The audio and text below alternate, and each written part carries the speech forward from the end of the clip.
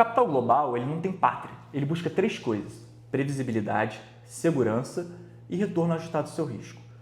E hoje, e há mais de décadas, isso passa naturalmente pelos Estados Unidos. Nesse vídeo eu vou explicar um pouco da tese, por que o capital global se concentra nos Estados Unidos e quais são as fragilidades dessa tese. Eu sou Rafael Chacur, gestor de carteiras credenciado pela CVM e venho auxiliando pessoas e famílias na construção do seu patrimônio, e parte de relevante disso é na alocação global.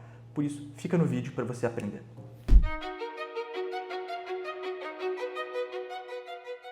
O primeiro ponto, que é muito relevante, é a questão da profundidade e liquidez do mercado americano.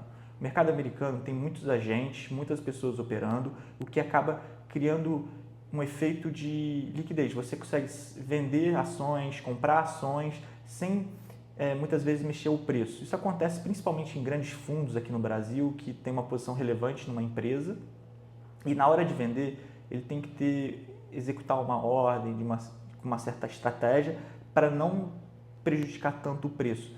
Se ele sai de uma forma muito abrupta, isso pode ter um prejuízo até mesmo na posição do próprio fundo, na saída daquele papel.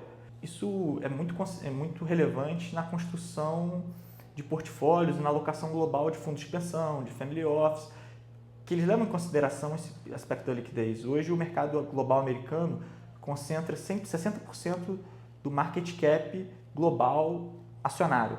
Então, de certa forma, na construção desses portfólios, na alocação de grandes investidores, isso é um caminho natural. O outro ponto é a questão da segurança jurídica. O capital de grandes investidores, eles buscam previsibilidade, eles buscam que a regra do jogo seja respeitada. Eles não querem estar aqui e amanhã uma legislação muda, uma regra de concessão muda, o que acaba prejudicando o retorno esperado daquele investimento.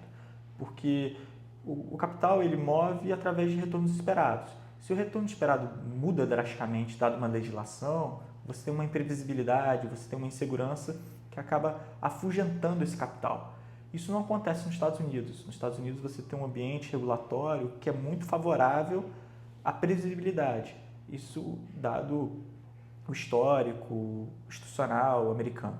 Outro ponto relevante é que o dólar é reserva de valor mundial. Hoje, cerca de 56% das reservas de valores dos bancos centrais mundiais é em dólar. Depois do Tratado de Bretton Woods, que acabou o padrão ouro, o dólar virou sua reserva de valor como lastro mundial. Hoje, cerca de 80% do comércio mundial é negociado em dólar.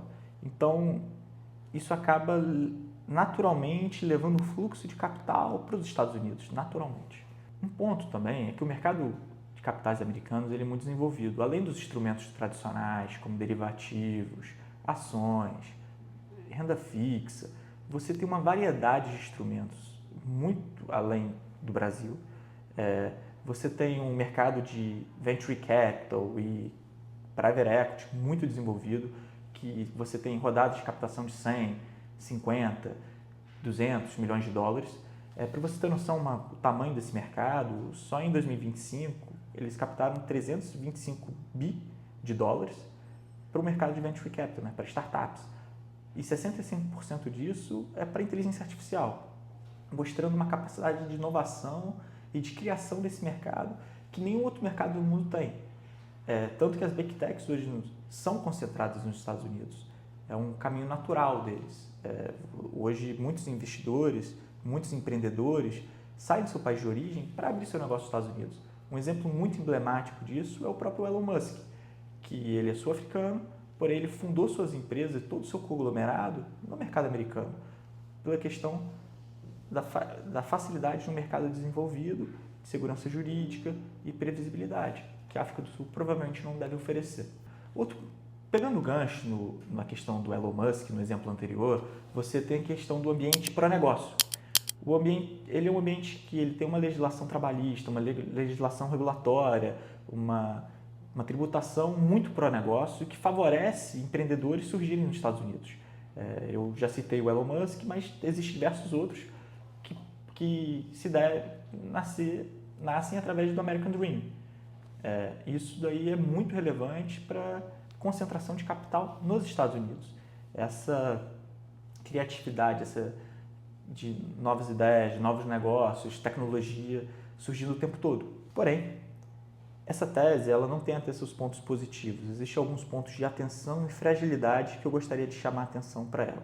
Primeiro é o ponto que o dólar ele vem perdendo sua representatividade como moeda de valor dos bancos centrais, né?